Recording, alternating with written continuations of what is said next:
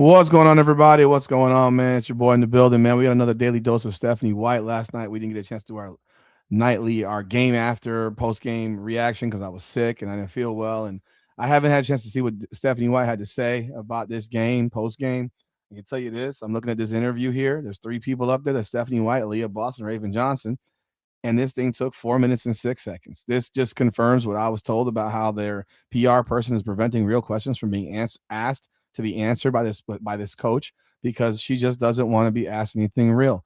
You lose a game 90 to 88. You have weird play calls to end the game. You have weird substitution patterns throughout the game.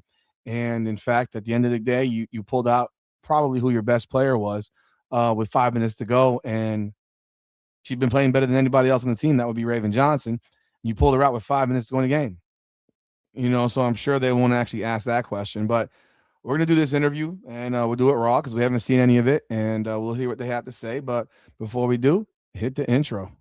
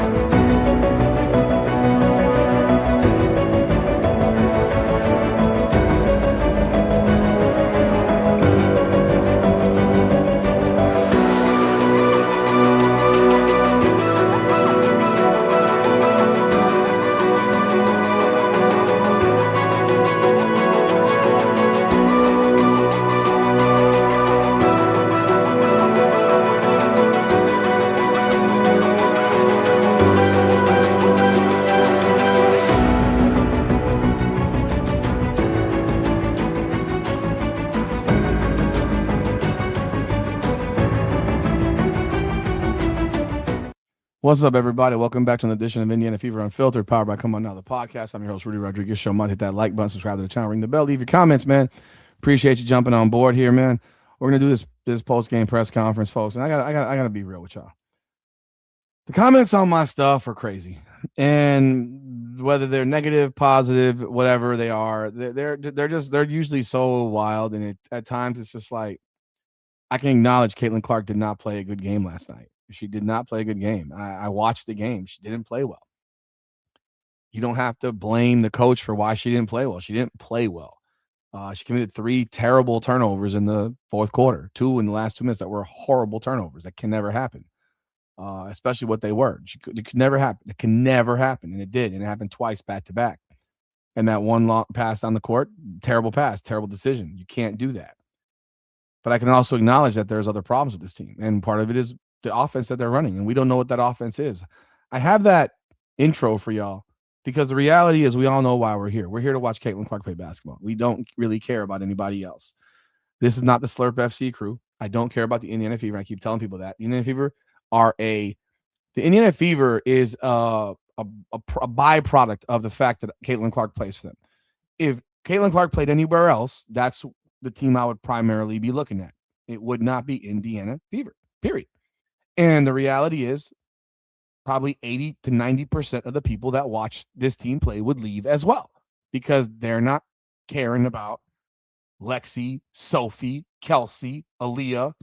They don't care about them. They never did. And I put that video up there because it's a reminder of why we're here. And it's a reminder of what can happen when Caitlin Clark's able to play basketball the way she plays basketball. You draft her number one because that's what she did at Iowa. Did you draft her number one so that she could do something different? I mean, if that's what you did, I know you weren't the coach, but that's not why you didn't draft her to be someone that goes off the ball. You didn't draft her to be someone that has to stand in a corner. You didn't draft her to do like everyone that complains about her defense sucks. There's no sugarcoating her on-ball defense. It's bad. She's a decent to good off-ball defender, reading lanes, but on-ball defense, she's not good. And it's your job as a coach to put her in positions to be successful. Because one thing you should be playing is zone more often. You don't ever do it. You play man to man the entire game. You put her on an island and you make her look bad. Good coaches will protect their best players. Luka Doncic can't guard a parked car. Guess what?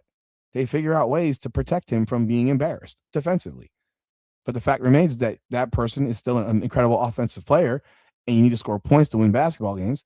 And Caitlin Clark not only scores points, but she creates points for players. So even if she gives up 20 points a game to whoever the hell she's guarding, she's probably creating 45 points a game. I mean, it's statistically been proven. So let's take a look at this Stephanie White thing. That's why I do it. It's a reminder every time. Remember, this is what she looks like when she's allowed to play her game. Instead, we got a different game going on. So let's take a listen, see what these people have got to say, and let's see if Stephanie White gets any real questions, because my guess is that she probably won't. And sorry about that again, man. I'm clicking on the wrong damn button, man. Remove, add. Here we go. Take a listen. What did you like about those final two shots, both the one before the jump ball and then the one to try and tie it? I thought they were both good looks. They're a really good defensive team. And when you get an opportunity to get some clean looks, it's important. I thought we got some good looks. They just didn't go. So she thought that the look by Aliyah Boston on the layup where she got triple team was a good look. Oh, okay, I got you. No, when she got the ball, it would have been a good look if she had just done a drop step with her right foot and did a drop step left-handed layup. That would have been a good look. But then she hesitated, held the ball, allowed a triple team to come, did not kick it out, and then threw up a chucked up brick and ended up in a jump ball. But okay, that was a good look to you. Oh, I got it now. I understand. Now I get it. That was a good look to you. The second one, I mean, I think that was a good opportunity. I don't know it's a good look because Aliyah Boston has no offensive skill. Aliyah Boston missed that shot by a mile. And if she simply just went straight up with a baby right-handed hook, it probably would have gone in. But she probably can't even do that shot either because she doesn't practice it. So Go down. Question for Coach. Did you expect number 4 for the Valkyries to play as much as she did in that? The interviewer, the guy interviewing, did you expect number 4 for the Valkyries? Folks, this is someone covering a WNBA team. You just covered the game, and you referred to the player as number 4. Joysti. That's the player that he's talking about. The difference is I don't have the stat sheet in front of me, and you do, and you don't know her name. And they had to look at the paper. Look at all three of them looking at the paper. Let's repeat the question. For the Valkyries question for Coach. Did you expect number 4 for the Valkyries to play as much as she did in that second half? You think it's good? Oh, he figured her name out. Yeah, I mean, she's here for a reason, right? I mean, you watch her on film. Yeah, sure, Steph. She's here for a reason. Yeah, you expected her to play. This woman can't help but lie. Yeah, she's here for a reason. We expected her to play. Yeah, we sure did. We expected her to play. We knew she was coming, man. We knew it. Well, no doubt about it. We knew Joysti was going to play tonight. We knew it. We knew she'd come out there and do all the work that she did in her 16 minutes of action. Why is this thing doing this in the background?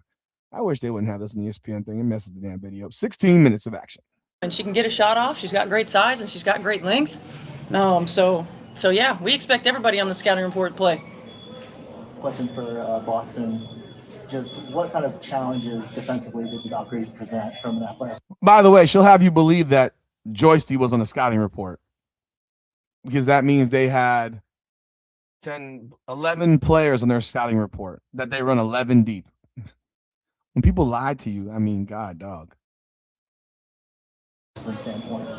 I mean, yeah, they're big. They're pretty long. I think on some of those traps. They're not big, actually. They're actually an undersized team like y'all. They're big. They're long. Okay, yeah, they're long. They're not big. This is not a big team. That's why you're running them over with fucking your body just bumping into them. So they're not big. So they were able to get in the pass lanes a little bit. But I mean, they're just super athletic. They're an athletic group, and they play with a lot of energy on the defensive end. Yeah, Aliyah, you had those 2 early fouls and had to sit for most of the first half. How does that affect your flow and your speed? Yeah, I mean, I wasn't even able to get into a flow. I mean, I played the second half. I think it's super hard to try and figure out and understand how the refs are calling it. I think it's super hard to get charge fouls when I don't think anyone's in legal position. I mean, shout out to the Valks. I mean, they did a great job selling it, and the rest bought it, to be honest. So Why are you shouting them out? They did a good job selling it and they bought it. So why are you shouting them out? How about you say what you actually feel and say those weren't charges, those were flops. But I got a better one for you, Aliyah. The reality is you don't have any post skill. You don't have post moves. You don't have a up and under game. You don't have a short baby hook game. You literally just back people down and you stick your ass into their stomach and you try to push them under the rim and then just go over your right shoulder with a short layup. There's nothing to your offensive skill set in the post. And we all know it.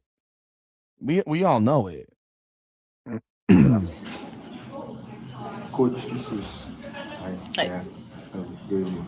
My question is, how much did the fans and the atmosphere of the arena play in, down the stretch? How you went to the First of all, I love when we play here. I mean, these kinds of environments are a lot of fun. I think it speaks to, the fan support in the Bay Area. It's always been really good collegiately and now professionally. But when you get into those moments in a game, you're locked in. Like, I don't even hear the fans, so I don't know about them. But when the crowd starts before the game, and when there's a timeout or a dead ball, and you can kind of hear, it's like white noise out there. But I mean, home court advantage is home court advantage. So she just lied to you. She never hears the fans. Okay, then why is home court advantage home court advantage if you don't hear them? What you just said makes no sense. Like, she can't even lie well. You don't hear them. Of course you hear them. So when you're blowing a 7-point lead, when you're up 67-60, next thing they're going a 15-2 run and go up 85-79, you didn't hear them? I'm sorry, 75-69, you didn't hear them? You didn't hear them. It didn't impact your team. So what you're telling me is that your team didn't hear them either. You're full of shit, man. Just lying right to your face, please. Question for either player. If it is white noise, you guys don't hear it, or if you do hear it, just how much fun is it to play in an environment where everyone's booing you and just to have that? What does it matter, guy? She says she doesn't hear it. It's white noise. She doesn't hear them booing them. She don't hear nothing. She doesn't hear nothing. She's lying. I mean, I think you're used to it. I mean, in college, obviously, you play in sold-out arenas, and then to come here and continue to play in sold-out arenas, everyone's going to show up. But I mean, it's fun. I mean, this is what you played professional basketball for: to travel, to have people boo you when you run out, but also to continue to show up and play your best game. And so the energy in this building is always super high. It's always exciting to play. But I mean, once you're in the game, you're really focused on what you're doing.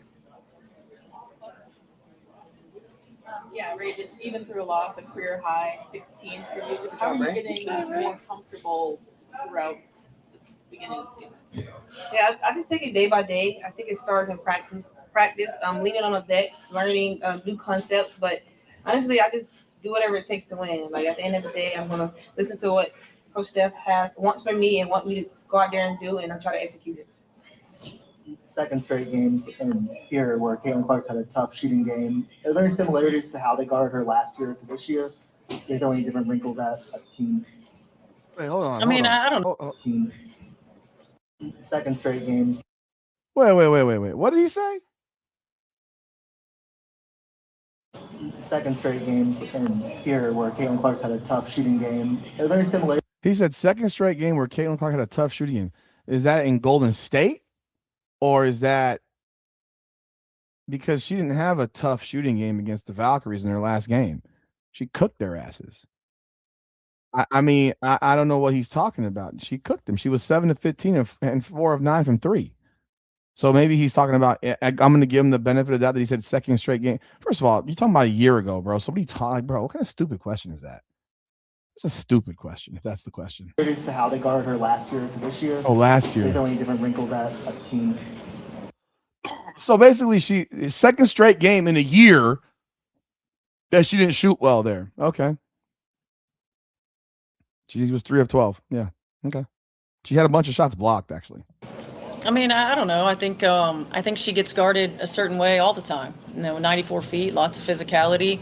You're not going to give her any easy looks. And she had a lot of tough contested shots. And so I think they're an excellent defensive team. And when they can get their defense set, I felt like they really dictated the pace and tempo because they were able to set their defense. A lot of that came from our fouls, putting them at the free throw line. So they did what they were supposed to do. So there's your entire post-game press conference. There's your entire post-game press conference there. I mean, you can't make this shit up, bro. 4 minutes. 4 minutes. That's what they gave us. A 4-minute press conference. Nobody asked the question about why you pulled Raven Johnson out with 5 minutes to go. What do you expect, man? This is what you're gonna get from Stephanie White. Hey, what do y'all think in the comments, man? Like the video, subscribe to the channel, leave your thoughts. I have nothing left for this woman. This woman just comes up with nothing. Realistically, Caitlin Clark had a rough night, period, and you did nothing to help her not have a rough night. You didn't run her off anything. You're not running an offense that works for her really all that much. You're not running pick and roll. You're running this thing off of a hub, and she's not getting any open looks because she's not getting any screens. She took some late shots in the shot clock. She had shots blocked, driving to the rim by Veronica Burton. You did nothing to clear anything for her, and it's just typical. I mean, so what do you? I don't know what. It was a struggle for her. She didn't play that great. She still had 16 points. I mean, she still had 16 points. And again, I'm gonna go back and I don't know why she didn't attack the rim more. She should have. But I'm also gonna again ask you the question: why did you take Raven Johnson out with 5 minutes to go in the game? She was cooking. She was doing a great job. And why are you running a 4-guard set with Aliyah Boston? Why are Lexi Hull and Sophie Cunningham on the floor together? They are redundant. They are the same player. They don't do anything different from the other. Neither of them is good enough to have them both on the floor at once. You pick one or the other. And so what you should have been doing is running Raven Johnson, Caitlin Clark, Kelsey Plum, and either one of those two with Aliyah Boston, or run Maisha Hines Allen, because at least I know Maisha Hines Allen's going to set some screens to get people open. At least she has a role. But you have no screen setters out there. So, yeah, you ran your last 5 minutes without a screen setter out there. So, I don't know what to say no more, man. So, y'all let me know y'all thoughts in the comments. Hit that like button and subscribe to the channel. Hype video. Again, appreciate y'all. This is Indiana Fever Unfiltered, powered by Come On Now, the podcast. Come on now.